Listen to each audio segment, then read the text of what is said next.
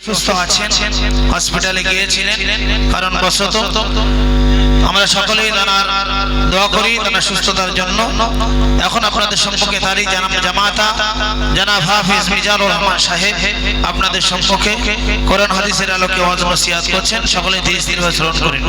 সকলে উচ্চ আওয়াজে মহব্বতে দরুদ শরীফ আল্লাহুম্মা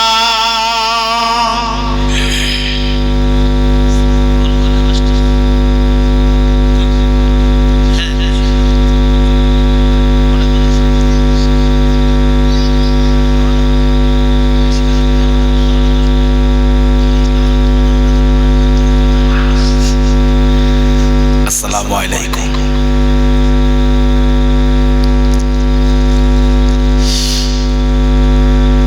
আলহামদুলিল্লাহি নাহমাদুহু ওয়া নাস্তাঈনুহু ওয়া নাস্তাগফিরুহু ওয়া নু'মিনু বিহি ওয়া নাতাওয়াক্কালু আলাইহি ওয়া নাউযু বিল্লাহি মিন শুরুরি আনফুসিনা ওয়া মিন সাইয়্যাতি আ'মালিনা।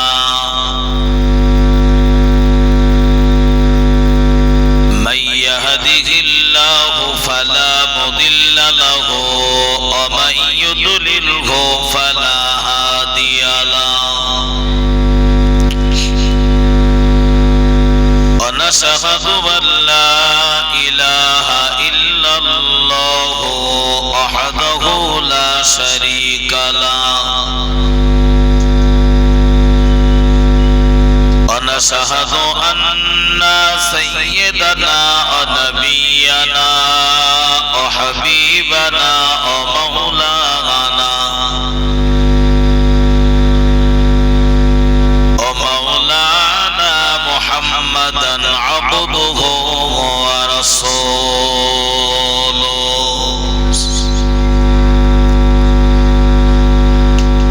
ফাকাদ ক্বালা আল্লাহু তাআলা ফি কালামিহিল মাজিদ আল ফুরকানিল হামিদ।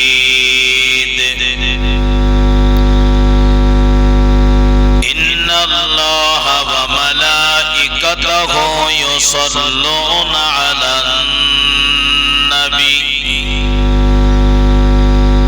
ইয়া আইয়ুহাল্লাযীনা আমানু সাল্লু আলাইহি ওয়া সাল্লিমু তাসলিমা। আল্লাহুম্মা সাল্লি আলা সাইয়্যিদিনা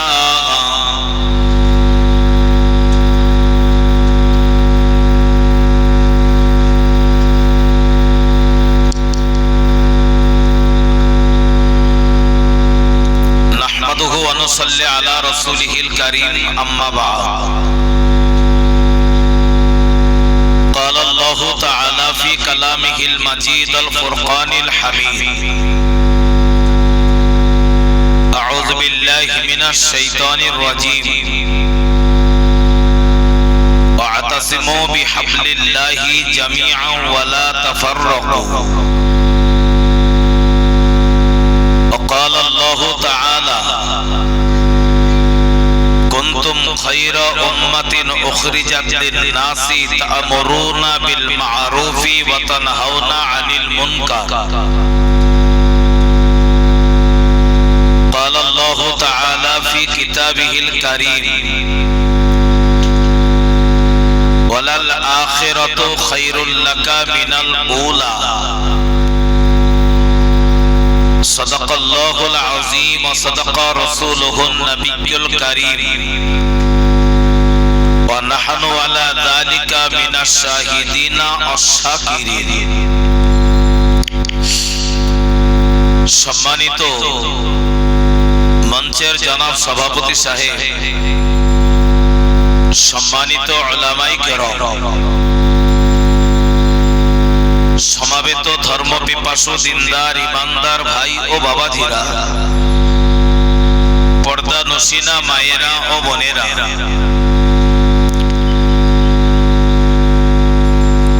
আল্লাহ পাকের শুকরিয়া মজলিসে যে আল্লাহ আমাদের বসার সুযোগ করে দিয়েছেন, সকলেই বলুন আলহামদুলিল্লাহ। প্রিয় নবীর পবিত্র রওজা মোবারকে লক্ষ কোটি দরুদ ও সালাম জানাই। আর একবার বলুন সাল্লাল্লাহু আলাইহি ওয়াসাল্লাম। মজলিসের শুরু থেকে এ সময় পর্যন্ত বিভিন্ন আনুষ্ঠানিকভাবে একাধিক মুখে ওয়াজ নসিহত হাম নাত শ্রবণ করেছেন। বিশেষ করে আমার পূর্বে বিদায়ী বক্তা বন্ধুবর ভাই জনাব আলহাজ হযরত হাফেজ মাওলানা মুজাফফর হোসেন সাহেবের কাছে দীর্ঘ সময় ধরে তার সুললিত কণ্ঠে অনেক ওয়াজ নসিহত শুনেছেন। একেবারে খুব সংক্ষিপ্ত সময় একটি দুটি কথা বলার নিয়াতে বসেছি। ছোট্ট ছোট্ট কোরআন শরীফের দুটি তিনটি আয়াত আপনাদের কাছে তার অংশ পরিবেশন করেছি। আল্লাহ রহম করলেই ছোট্ট সময় একটি দুটি কথা বলে আজকের এই মজলিসের ইতি হবে ইনশাআল্লাহ। প্রথমে বলে রাখি, এমন ধারণাটাও আমাদের কাহারও ভিতরে না আসুক যে উঠেছি মানে আবার ফের 2 ঘন্টা আমাকে বসতে হবে। এতটা সময় নয়। মোটামুটি যদি আল্লাহ রহম করে 12টা থেকে খুব বেশি বেশি 12টার 5 বা 10 এর ভিতরে মজলিসের ইতি হবে ইনশাআল্লাহ। কষ্ট কাউকে আর অধিক সময় দেওয়া হবে না। 2 নম্বর কথা হলো, নিশ্চয়ই আপনারা জানেন, তারপরও বলছি, আজকের দিনেতে আমি এখানকার মূলত দাওয়াতি বক্তা নই। শ্বশুর মশাই বড় কঠিন অসুস্থ ছিল, সকাল থেকে ঘরেতে ফোন করেছে, সাথে সাথে চলে এসেছিলাম, ডাক্তারের কাছেও নিয়ে গিয়েছি। এসে শুনলাম দাওয়াত আছে এই বৃত্তান্ত। ডাক্তার তো তাকে টোটাল রেস্ট নিতে বলেছে। আমাকে বলল আজকে যখন কোথাও যাবে না তো ওখানে একটু যাও। সেই সূত্রেই আজকের আপনাদের সাথে আমার এই ছোট্ট সময়ের একটি গল্প বা আলোচনা। তিনি অসুস্থ হয়েছেন, সবাই তার জন্য দোয়া করেন। অনুনাজ্জিলু মিনাল কুরআনি মা হুয়া শিফাউ ওয়া রাহমাতুল লিল মুমিনিন। কোরআনের পবিত্র কোরআনের শিফা আল্লাহ তাকে দ্রুত নসিব করেন, আল্লাহ তাকে সুস্থ করে দেন। সকলেই বলুন আল্লাহুম্মা আমিন। পর কথা বলি, পবিত্র মাহে মুহররম মাস, আরবি নববর্ষের প্রথম মাস। আর মুহররম মাসের গুরুত্ব ফজিলত কম বেশি আমরা অল্প হোক আর বেশি হোক সবই জানি, যতটুকু সম্ভব। বিশেষ করে উল্লেখযোগ্যই যদি বলতে হয়, যেটা আশুরার দিন বা রাত, যেটাকে বলা হয় 10ই মুহররম।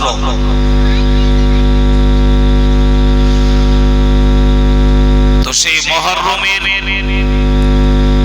উপরই বাস্তবতার দিকেই লক্ষ্য রেখে ছোট্ট একটি দুটি কথা উপস্থাপন করছি আপনাদের কাছে। কোরআন শরীফে আল্লাহ বলেছে, কুনতুম খায়রা উম্মাতিন উখরিজাত লিন-নাস।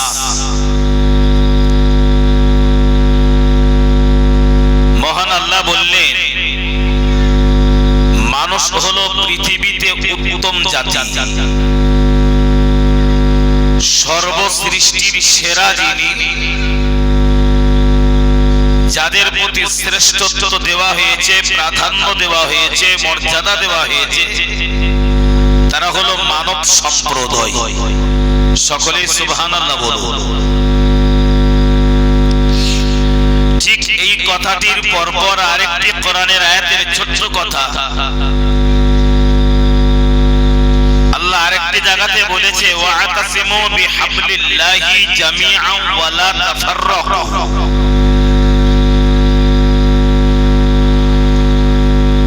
গোটা বিশ্ববাসী গোটা ভূমণ্ডলবাসীকে লক্ষ্য করে আল্লাহ বললেন আমাদেরকে একতাবদ্ধ হবার কথা, ঐক্যবদ্ধ হতে। তোমরা একতাবদ্ধ হও, দলবদ্ধ হও, মজবুতের সাথে দৃঢ়তার সহিত আমার দ্বীনকে তোমরা শক্ত করে আঁকড়ে ধরো।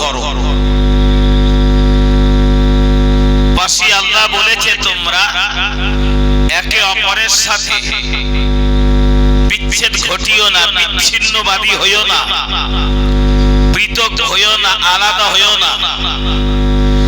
যদি তোমরা দ্বীনের প্রতি দৃঢ়তার সহিত একতাবদ্ধ থাকতে পারো, অবশ্যই আমার রহমত, আমার দয়া থেকে তোমরা কেউ বঞ্চিত হবে না।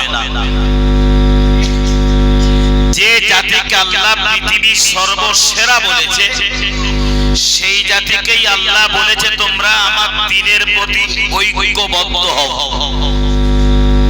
যে জাতিকে সর্বশ্রেষ্ঠ বলা হয়েছে, আল্লাহ পাকের দ্বীন ও ইসলামের ছায়াতলে আল্লাহ একটা ছাতার তলেই দাঁড়াতে বলেছে তোমরা একতাবদ্ধ হও। ভাইয়ে ভাইয়ে, বাপ বেটা, বন্ধু বান্ধব, প্রতিবেশী, আত্মীয় স্বজন, কাহারোর সাথে তোমরা বিচ্ছেদ ঘটিও না। ইন্নামাল মুমিনুনা ইখওয়া, একজন মুমিন যেহেতু আর একজন মুমিনের ভাই। যদি তোমাদের ভিতরে কোনো ফাসাদ দেখা দেয়, অশান্তি দেখা দেয়, দুনিয়াবি ভাবে এক জায়গায় বসে তোমরা মাশওয়ারা করে নাও, নিজেকে ইমানদার বলে বিশ্বাস করে আর একজন ইমানদারের উপরে চড়াও হইও না। নিজেকে মুমিন ভেবে আর একজন মুমিনের উপরে আঘাত বা আক্রমণ করো না। এ জাতীয় কাজগুলো যারাই পৃথিবীতে করেছে, আমি আল্লাহ তাদেরকেও ধ্বংসের মুখে ফেলে দিয়েছি। তারা ধ্বংস হয়েছে, তারা ক্ষতিগ্রস্ত হয়েছে। আজকে তুমি দুনিয়াতে জয়লাভ করবে, কিন্তু আগামী দিন পরকাল তোমার জন্য অত্যন্ত কঠিন। শুধু তুমি তোমার জীবনটাকে তৈরি করো ধৈর্য আর সবরের জীবন। যদি তুমি নিজেকে প্রকৃত মানুষ বানাতে চাও, যে আল্লাহ তোমার মতো মানুষকে শ্রেষ্ঠত্ব দিয়েছে, তোমার মতো মানুষকে প্রাধান্য আর মর্যাদা যে আল্লাহ দিয়েছে, সেই শ্রেষ্ঠত্ব যদি তোমাকে তালাশ করতে হয় নিজেকে প্রকৃত মানুষ বানানোর জন্য, তাহলে তোমাকে আগেই ফলো করতে হবে ইসলামের ইতিহাসের দিকে। ফলো কর ইসলামের ইতিহাসের দিকে। সারা পৃথিবীতে ইসলাম প্রসারিত হয়েছে, গোটা পৃথিবীতে ইসলাম প্রচার হয়েছে জোর জবরদখল করে নয়। ইসলাম প্রচার হয়েছে তলোয়ারের আঘাতে নয়। ইসলাম প্রচার হয়েছে মারামারি, হানাহানি, রাহাজানি আর খুনাখুনি, অশান্তি আর অরাজকতার ভিতর দিয়ে নয়।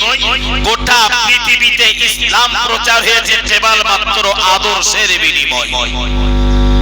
মারামারি নয়, খুনাখুনি নয়, হানাহানি নয়, ফিতনা ফাসাদ নয়, গালিগালাজ নয়। সারা পৃথিবীতে আল্লাহর দ্বীন প্রতিষ্ঠিত হয়েছে আদর্শের বিনিময়। যদি তোমরা সে আদর্শ তালাশ করতে চাও, ইসলামের ইতিহাসের দিকে ফলো করে নাও।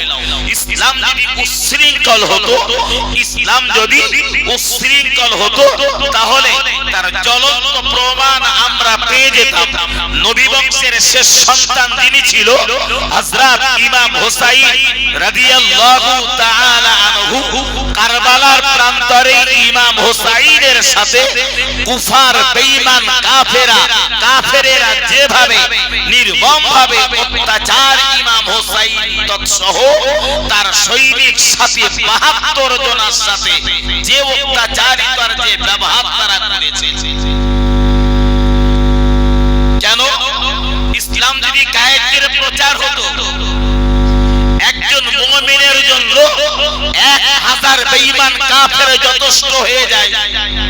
তা যদি না হয়, ইসলাম তো তার জ্বলন্ত প্রমাণ দিয়েছে। গোটা পৃথিবীতে সর্বপ্রথম তামাম পৃথিবীতে আল্লাহর দ্বীন যা আল হাক্কু ওয়া যাহাকাল বাতিল, বাতিলকে ধ্বংস করে সত্য বা জয়ের প্রকাশ ঘটাতে গিয়ে বদরের প্রান্তরে যখন জিহাদ হয়েছিল বেঈমান কাফেরদের বিরুদ্ধে, রাসূলুল্লাহর সেনা সঙ্গী সাথী ছিল মাত্র 313 জন। 313 জন সৈনিক বেঈমান কাফেরদের হাজারের অধিক সৈনিক থাকা সত্ত্বেও বেঈমান কাফেরকে আল্লাহ পরাজিত করে দিয়ে 313 জন সাহাবীকে আল্লাহ জয়লাভ ঘটিয়ে তামাম পৃথিবীর কোনায় কোনায় ইসলামকে আল্লাহ পৌঁছে দিয়েছিলেন। এটাই তো তার বাস্তব প্রমাণ। অর্থাৎ ঈমানি দিক দিয়ে যদি তুমি হও দুর্বল,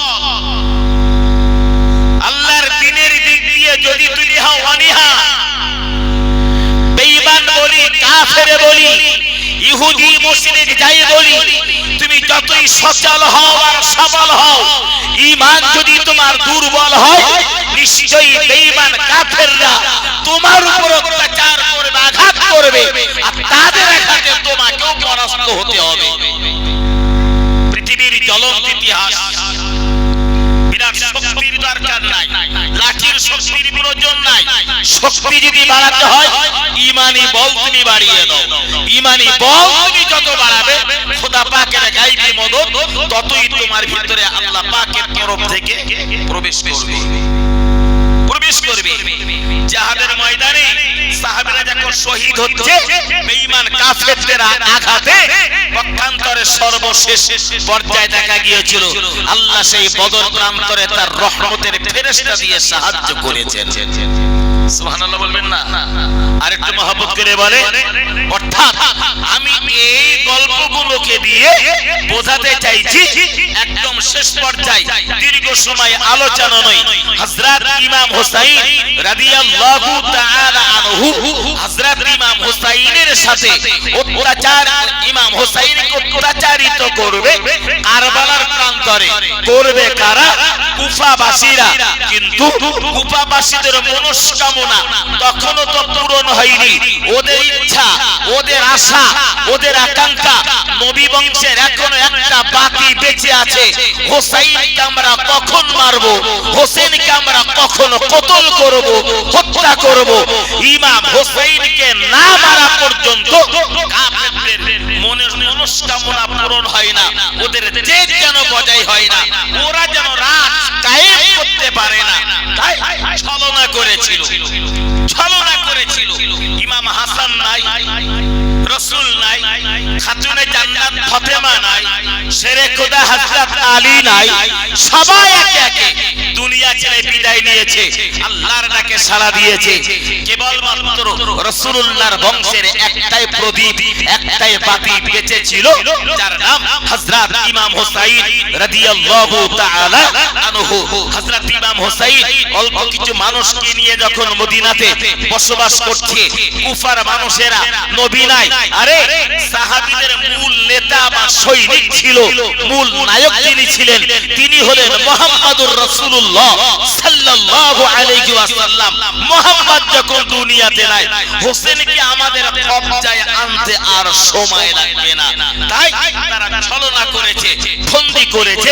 কুফা থেকে ইমাম হোসেনের কাছে বারবার চিঠি দেয়, হুজুর আপনি আসুন কুফাবাসীর কাছে, আমরা কুফাবাসী আপনাকে দাওয়াত করছি, আমরা কুফাবাসী আপনাকে আমন্ত্রণ করছি, আপনাকে পেলে পরে কুফাবাসী আনন্দে আত্মহারা, আপনাকে পেলে পরে কুফাবাসী খুশিতে মাতোয়ারা। হুজুর আপনি যদি কুফাতে পদার্পণ করেন, আমরা দলে দলে ইসলাম গ্রহণ করব, ঈমান আনব। ঠিক এইভাবে একের পর এক চিঠি পাঠায় কুফা থেকে ইমাম হোসাইনের কাছে। কতটা চিঠি পাঠিয়েছিল? এক জায়গায় বলা হয়েছে হযরত ইমাম হোসেনকে কুফাতে আমন্ত্রিত করতে গিয়ে 18,000 চিঠি পাঠিয়েছে। কেউ বলেছে 22,000, কেউ বলেছে 28,000, কোন জায়গায় বলা হয়েছে কুফায় ডাকার জন্য কুফাবাসীরা ইমাম হোসেনকে পেতে দিয়ে 40,000 চিঠি ইমাম হোসেনের কাছে পাঠিয়েছে। উদ্দেশ্য একটাই, আপনি আসলেই আমরা কলেমা পড়ব, আপনি আসলে আমরা ঈমান আনবো, ইসলাম গ্রহণ করব। এক কথা, একই চিঠি কুফা থেকে বারবার যখন আসতে লেগেছে, হযরত ইমাম হুসাইন সাথীদেরকে ডেকে বললেন, বাবা ওরা যখন বারবার আমাকে ডাকছে, আমাকে কুফায় যেতে হবে, চলো কুফায় যাই। সাথীরা বললেন, হুজুর আপনি কুফাতে যাবেন না, কখনো এটাকে ছাড়া দেওয়া যাবে না। কেন বাবা? হুজুর কুফাবাসীরা ভালো মানুষ নয়। কেন? বলে ওরা বলে এক আর কাজে করে আর এক, ওদের কথার সাথে কাজের কোনো মিল নাই। বুঝেছ আমার কথা? ওরা আদর করে ডাকে, অথচ আদর করে ডেকে মানুষের গলায় পা দিয়ে দাঁড়ায়। ওদের ওরা বলে, ওদের কর্ম ওরা করে আর এক। অর্থাৎ যেহেতু এই জাতীয় ব্যক্তিগুলো থেকে রাসূল তো সাবধান হতে বলেছে। প্রিয় রাসূল বলেছে, বেঈমান কাফেরদের দ্বারা ইসলামের যত ক্ষতি হয়েছে তার চাইতে আর অধিক গুণে বেশি ক্ষতি হয়েছে মুনাফিকদের দ্বারা। তাই নবী বলেছেন, হে সাহাবীরা, মুনাফিক থেকে তোমরা সাবধান হও, সাবধান হও, মুনাফিক থেকে সাবধান হও। সাহাবীরা জিজ্ঞাসা করেছিল, ইয়া রাসূলুল্লাহ, মুনাফিক থেকে আমরা সাবধান হতে চাই, কিন্তু মুনাফিক চিনব কেমন করে? নবী মুনাফিক চেনার তিনটি আলামত বলেছিল, মুনাফিক চেনার তিনটি কারণ বলেছিল, মুনাফিক চেনার তিনটি নমুনা বলেছিল। এক নম্বরে নবী বলেছে, ও সাহাবীরা, তোমরা মুনাফিক চিনতে চাও, আমি তিনটি নমুনা তোমাদের শুনিয়ে দিই। তিনটি নমুনা তোমরা দেখতে পাবে, তাদেরকে মুনাফিক হিসাবে সাব্যস্ত করবে।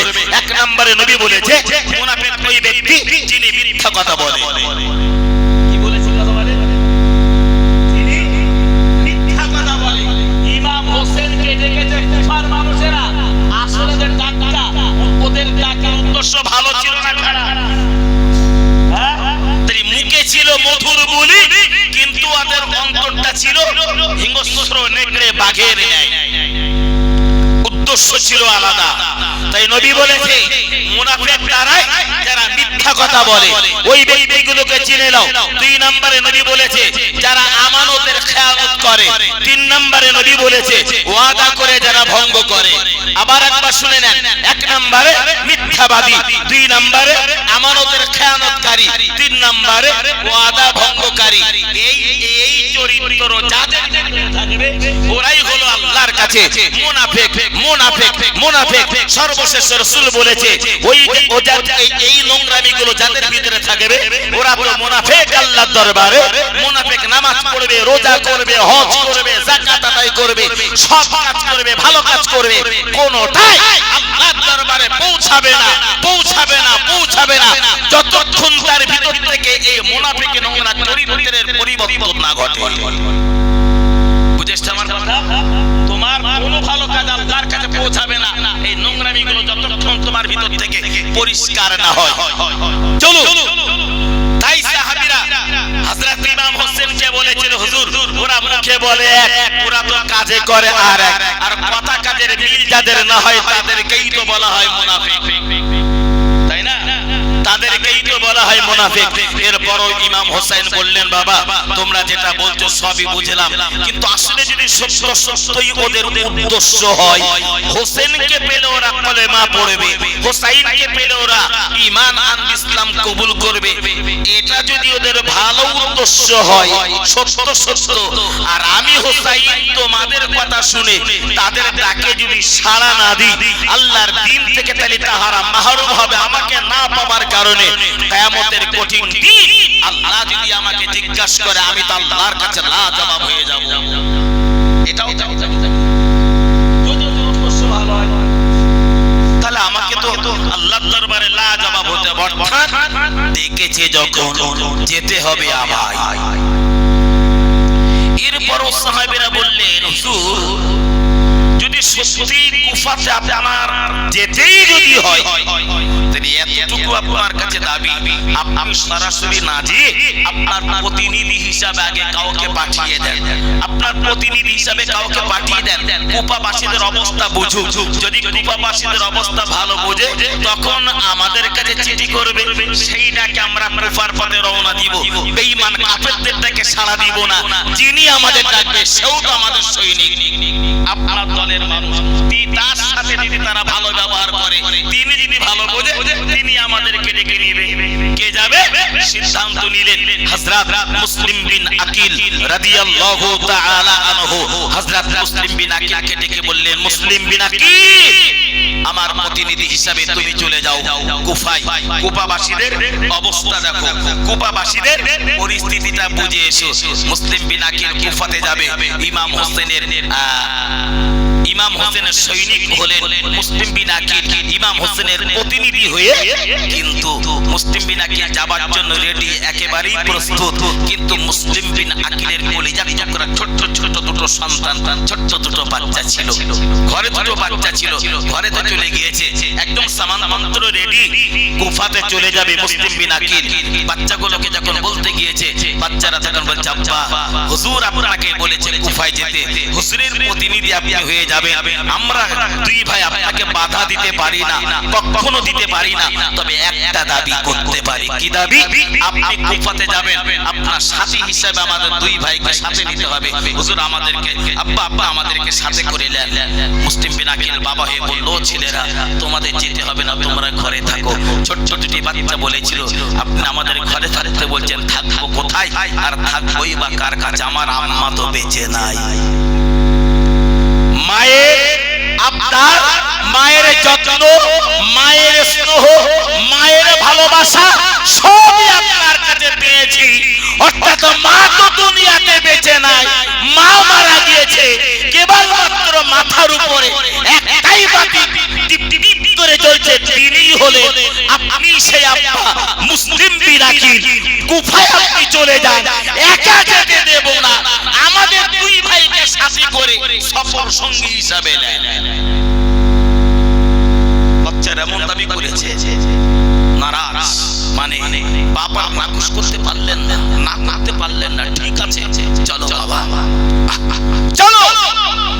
দুই ভাইকে সাথে করে নিলেন, দুটো ছেলেকে সাথে করে নিয়ে মুসলিম বিন আকিল রাদিয়াল্লাহু তাআলা আনহু কুফায় চলছে। চলতে চলতে চলতে চলতে অনেক কথা সব ছেড়ে দিলাম। চলতে চলতে চলতে চলতে একটা সময় কুফাতে পৌঁছে গিয়েছেন হযরত মুসলিম বিন আকিল।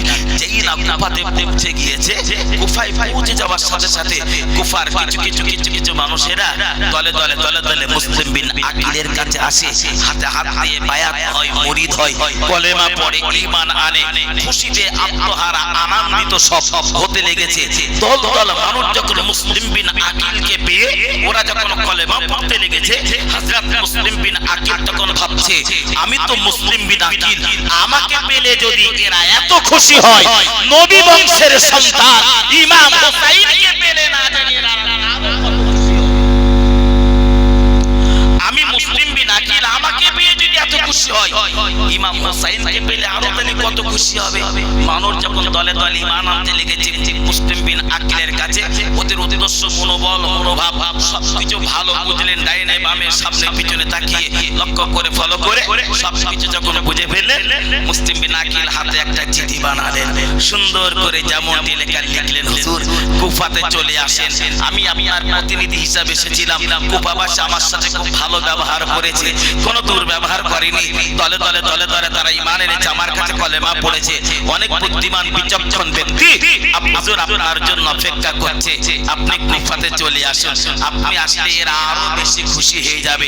ঠিক এরকম একটা পর্যায়ে চিঠি বানিয়ে সই সিল করে চিঠিটা ছেড়ে দিয়েছে। চিঠিটা ছেড়ে দিয়েছে। এখন হাতের চিঠি যখন ছেড়ে দিয়েছে, চিঠি গন্তব্যে পৌঁছাবে, ও তো আর উল্টা ফিরে আসবে কি? যে হাতের চিঠি ছেড়ে দেওয়া হলো, ছেড়ে দিয়েছে যোহরের নামাজের সময় প্রায় আসন্ন, হাতের তীর যেই পৌঁছে গিয়েছে, যারাই মুসলিম বিন আকিলের হাতে হাত দিয়ে কলেমা পড়েছে, তারাই মুসলিম বিন আকিলকে গ্রেফতার করে কতল করেছে। হাতের তীর পৌঁছে গিয়েছে মানে ইমাম হোসেনকে। মুসলিম বিন আকিলের হাতের চিঠি যে ইমাম হোসেনের হাতে পৌঁছাবে, দুনিয়ার কেউ আর বাধা দিয়ে রাখতে পারবে না। অর্থাৎ আমি বোঝাতে চেয়েছি যে কুপাবাসীদের চরিত্রটাই চরিত্র ছিল মুনাফিকি চরিত্র, মুনাফিকি স্বভাব। আমাদের ভিতরে যদি এই নোংরা চরিত্র আর নোংরা স্বভাব থাকে তাহলে আল্লাহ গুনাহ মাফ করেন। আমাদের নিজেরা আপন আপন বুঝতে হয়। আমার ভিতরে যদি চরিত্র থাকে তাহলে তো এটা হোসেন বিরোধী চরিত্রে তো মুনাফিকি চরিত্র। আমি নামাজ পড়বো, আমি ভালো ভালো সৎ কাজ করবো, আমল ইবাদত করবো, আমার আল্লাহ যদি সব ফিরিয়ে দেয়, কোনটা যদি আল্লাহ গ্রহণ না করে, আল্লাহর দরবারে যদি কবুল না হয়, অর্থাৎ সবকিছুর করবেও আমি নামাজ পড়বো, রোজা করবো, আমল করবো, ইবাদত করবো, সবকিছু করবো, কিন্তু সাবধান থাকবো আমি আমার দ্বারা এমন কাজ যেন না হয় যে কাজের বিনিময় মুনাফিকের খাতায় আমাদের নাম লিপিবদ্ধ হয়ে যায়। আল্লাহ মুনাফিকের স্বভাব চরিত্র থেকে আমাদের সকলকে হেফাজত করেন। সবাই বলেন আল্লাহুম্মা আমিন। আর একটু মহব্বত করে বলেন আল্লাহুম্মা আমিন।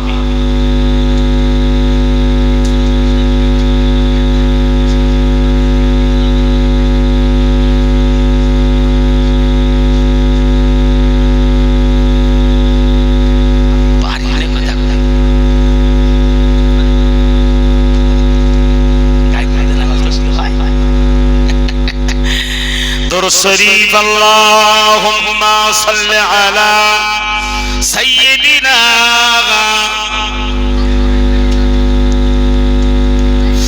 ওয়া আলা আলিহি।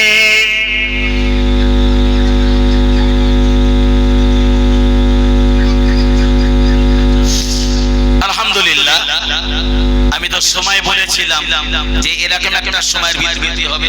12টা বেজেছে মানে এখনো 10 মিনিট সময়, কিছু কম বেশি এখনো আমাদের হাতে আছে।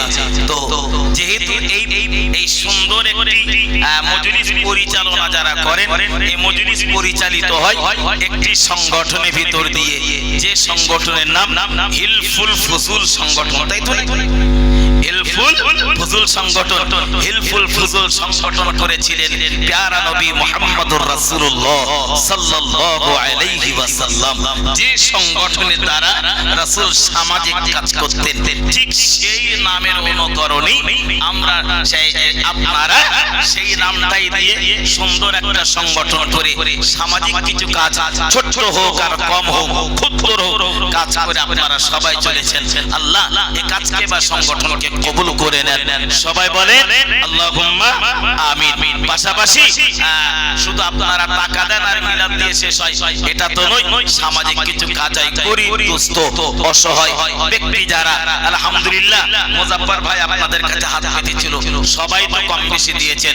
বিশেষ করে হিলফুল ফুজুল সংগঠনের সদস্য ভাই যারা আছে তারা কম বেশি অনেকে দিয়েছে, হয়তো কিছু এখনো দিতেও বাকি থাকতে পারে। আমার বিশেষ করে আপনারা সহ সংগঠনের যুবক জওয়ান ভাইদের কাছে দাবি, যারা বাকি আছেন 2-3 মিনিটের জন্য যদি একটু আপনারা অল্প অল্প দিয়ে আজকের এই মজলিসে একটু আপনারাও শরীক হতেন। যারা বাকি আছেন যদি শরীক হতেন, কে কিভাবে কি দেবেন আমি তো জানি না, আর অভ্যাস আমার নাই সেইভাবে বলা, তারপরও আপনাদের কাছে দাবি রাখলাম যদি সম্ভব হয় একটু নামটা বলেন, কে কিভাবে কি দেবেন। একজন 20 টাকা দিয়েছেন, আল্লাহ কবুল করে নেন। সবাই বলেন আল্লাহুম্মা আমিন। আলহামদুলিল্লাহ। শাহিন গাজী আগামী বছরে 2টি শাড়ি দেবেন, আল্লাহ কবুল করেন। ও আজকে শাড়ি মানে বস্ত্র বিতরণ, আলহামদুলিল্লাহ বস্ত্র বিতরণ একটা বড় দান, বড় দান, আলহামদুলিল্লাহ। একটু আপনারা আগে আসেন। শাহিন গাজী তিনি 2টি শাড়ি আগামী বছর দেবেন। এই সংগঠনের ভিতর দিয়ে আনুষ্ঠানিকভাবে গরিব দুস্থ অসহায়দের হাতে এই মালগুলো তুলে দেওয়া হবে। আর কে বাকি আছেন একটু আল্লাহর রাস্তায় বলেন, যদি কাছেও দুটো পয়সা থাকে নগদে 2-10 টাকা একদম শেষ বেলায়, আমরা বলি শেষ ভালো যার সব ভালো তার, একটু দিয়েও পাঠাতে পারেন। আর কে আছেন একটু নাম বলেন আল্লাহর রাস্তায়। পাশাপাশি আপনারা অনেক কিছু দান করেছেন, ডিম দান করেছেন, শুনলাম মুরগি দিয়েছেন, আলহামদুলিল্লাহ। জনাব আব্দুস সালাম তিনি 2000 টাকা দেওয়ার নিয়াত করেছেন। সবাই মিলে একবার তাকবীর দেন, নারায়ে তাকবীর। আর একটু প্রাণ খুলে উচ্চ আওয়াজে বলেন না নারায়ে তাকবীর। আর একটু মন খুলে বলেন না নারায়ে তাকবীর, নারায়ে তাকবীর। দাতাগণ জোরে বলেন জিন্দাবাদ। আর জোরে বলেন জিন্দাবাদ। আল্লাহ কবুল করেন, জোরে বলেন আমিন। আলহামদুলিল্লাহ 2000 টাকা দেওয়ার নিয়াত করেছে, আল্লাহ আপনি দানকে কবুল করে দেন, আল্লাহ মনস্কামনা পূরণ করে দেন, আল্লাহ উদ্দেশ্যকে সফল করে দেন, হালাল রুজিতে বরকত আল্লাহ আপনি নসিব করে দেন। সবাই বলেন আমিন। আলহামদুলিল্লাহ। আর কে আছেন একটু বলেন। কুতুবউদ্দিন মন্ডল 50 টাকা দিয়েছে, আল্লাহ কবুল করে নেন। যদি নগদে 2-10 টাকা কাছে থাকে একটু দেবেন, একটু উঠে আসেন, ছোট ছোট বাচ্চাদেরকে দিয়ে পাঠিয়ে দেন। মনে হয় 2-3 জন মিলে দিয়েছে বেশ কিছু টাকা, আল্লাহ কবুল করে নেন, আল্লাহ কবুল করে নেন। সবাই বলেন আল্লাহুম্মা আমিন। পাশাপাশি দোকানা মুরগি আছে, যেহেতু আমি পারি না, আগেও স্বীকার করেছি, তারপরও বলছি একটু অকশনের জন্য বলেছে। তো যদি একটু আপনার অকশনে শরীক হন, একটু চেষ্টা করি, এটা আমাদের জন্য একটা আলহামদুলিল্লাহ। ছোট্ট সোনার মানি, হাতে কিছু পয়সা ছিল কাছে, হয়তো মা বা আব্বা খাবার খেতে দিয়েছিল, খাবারটা না খেয়ে দিয়ে দিয়েছে। আল্লাহ ছোট্ট সোনার দানকে কবুল করেন, আল্লাহ তার হায়াতে দারাজ করে দেন। বলেন আল্লাহুম্মা আলহামদুলিল্লাহ। টোটাল 500 টাকা দেবেন, আল্লাহ কবুল করেন। আলহামদুলিল্লাহ। আনিসুর আগামী বছরের জন্য 5টা লুঙ্গি দেবেন, নিয়াত করেছেন, আল্লাহ তার দানকে কবুল করেন, আল্লাহ হালাল রুজিতে বরকত নসিব করেন, বিপদ মুসিবত থেকে আল্লাহ হেফাজত করেন। বলুন সবাই আল্লাহুম্মা আমিন। মহব্বত করে বলেন আল্লাহুম্মা আমিন। নারে তাকবীর। আলহামদুলিল্লাহ। আর কি আছে শিরকি করে বলেন। মুমিন গাজী আলহামদুলিল্লাহ 500 টাকা দেবেন, আল্লাহ কবুল করেন। আরেকজন 50 টাকা দিয়েছেন, আল্লাহ কবুল করেন। আল্লাহ আপনি সকলে দানকে কবুল করুন, আল্লাহ মনস্কামনা পূরণ করুন, উদ্দেশ্য সফল করুন। কিয়ামতের কঠিন দিনে আল্লাহ দানের ওসিলায় সমস্ত দাতা বান্দা বান্দীদের আল্লাহ আপনার রহমতের আরশ আজিমের ছায়া দান করে দিন। জোরে বলেন আল্লাহুম্মা আমিন। আলহামদুলিল্লাহ। নুরুদ্দিন 500 টাকা দেবেন, আল্লাহ কবুল করেন। আরেকজন 50 টাকা দিয়েছেন, আল্লাহ কবুল করেন। মারুতি চালায়, তিনি 5 নুরুদ্দিন 500 টাকা দেবেন, আল্লাহ কবুল করে নেন। আল্লাহ তার বিপদ মুসিবত থেকে রাস্তাঘাটে চলার পথে আল্লাহ তাকে হেফাজত রাখেন। বলুন সবাই আল্লাহুম্মা আমিন। আলহামদুলিল্লাহ। আর কে আছেন একটু বলেন, যদি দেওয়ার মধ্যে কেউ থাকে। যারা বাকি আছে তাদের কথা বলেছি। তাই ধন বোঝে মন, কেড়ে নিতে কতক্ষণ। আল্লাহ ধন দৌলত দিয়ে আমাদের পরীক্ষা করেন, আল্লাহ বা সব সম্পদ কেড়ে নিতে পারে। আলহামদুলিল্লাহ। ছোট্ট সোনার মানিক 10 টাকা দিয়েছে, আল্লাহ দানকে কবুল করেন। আরেকজন ছোট্ট সোনা 50 টাকা দিয়েছে, আল্লাহ কবুল করেন। আল্লাহ সকলের হায়াতে তাইয়্যিবা নসিব করেন, আল্লাহ তাদের আদর্শবান সুসন্তান হওয়ার তৌফিক আল্লাহ নসিব করে দেন। বলেন আল্লাহুম্মা আমিন। আর কে আছে?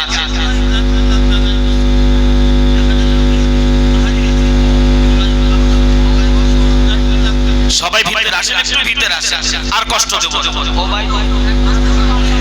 মাসুম 500 টাকা দেবেন, আল্লাহ কবুল করে নেন, আল্লাহ কবুল করে নেন। আলহামদুলিল্লাহ। আর কষ্ট দেব না। একটু ভিতরে আসেন ভাই, একটু চেপে আছেন, সবাইকে একটু বলার সুযোগ করে দেন। আর কষ্ট দেব না আপনাদের। সাদ্দাম মন্ডল 1 বস্তা চাল দেবেন, আল্লাহ কবুল করেন। সবাই বলেন আল্লাহুম্মা আমিন। আলহামদুলিল্লাহ। আলহামদুলিল্লাহ। মারুতি চালায় মহিদুল 500 টাকা দেবেন, আল্লাহ কবুল করেন, আল্লাহ কবুল করেন। আলহামদুলিল্লাহ। আলহামদুলিল্লাহ। আল্লাহ কবুল করে নেন, আল্লাহ কবুল করে নেন। এই সুন্দর পরিবেশ আল্লাহ তার জান্নাতি রহমতের ক্যামেরা দিয়ে ক্যামেরা বন্দী করেন। সবাই বলেন আল্লাহুম্মা আমিন। আলহামদুলিল্লাহ। আর কে আছে? আর কে আছেন? সবাই একটু নামটা লিখে দেন, সবাই নাম লিখে দেন, একদম কষ্ট নয়, একটু নিয়ত করে নাম লিখে দেন। আর আমরা ওবাইদুল ভাই রান্না করতে লবণ যা লাগবে লবণ গুলো সব দেবে, সাথে সাথে 5টা লুঙ্গি দেওয়ার নিয়াত করেছে, আল্লাহ কবুল করেন। সবাই বলেন আল্লাহুম্মা আমিন। একটু জোরে তাকবীর দেন না, নারে তাকবীর। আলহামদুলিল্লাহ। আরেকজন 100 টাকা দিয়েছে, আল্লাহ কবুল করে নেন। আলহামদুলিল্লাহ। আলহামদুলিল্লাহ।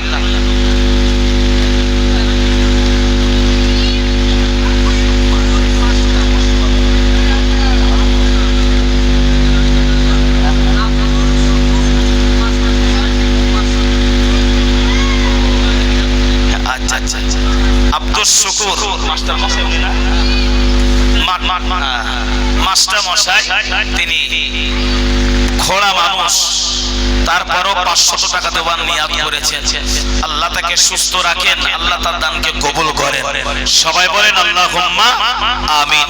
মোটামুটি কম বেশি সব কিছু দিয়েছেন, প্যান্ডেল খরচ টরচ যেগুলো যা লাগে সব আপনারা দিয়েছেন। একটু মশলা বাকি ছিল, যদি সবাই মিলে কম বেশি করে একটু শরীক হতেন, যেগুলো যেগুলো লাগে বছর আপনাদের জন্য তাহারি রান্না করা হয়েছে, আগামী বছর আল্লাহ যেটা কবুল করবে সেটা হবে ইনশাআল্লাহ। একটু নিয়াত রাখুন। আর আসুন সবাই আমরা একটু এই সুযোগে দাঁড়িয়ে প্যারা হাবিবের সামনে প্রাণ খুলে একটু সালাম করি। আর আপনারা কাছাকাছি আসেন, বাইরে যারা দাঁড়িয়ে আছেন চটের নিচেই দাঁড়িয়ে আছেন, তারপরও বলছি যদি সম্ভব হয় একটু ভিতরে আসেন, কষ্ট হবে না, একটু ভিতরে আসেন সবাই।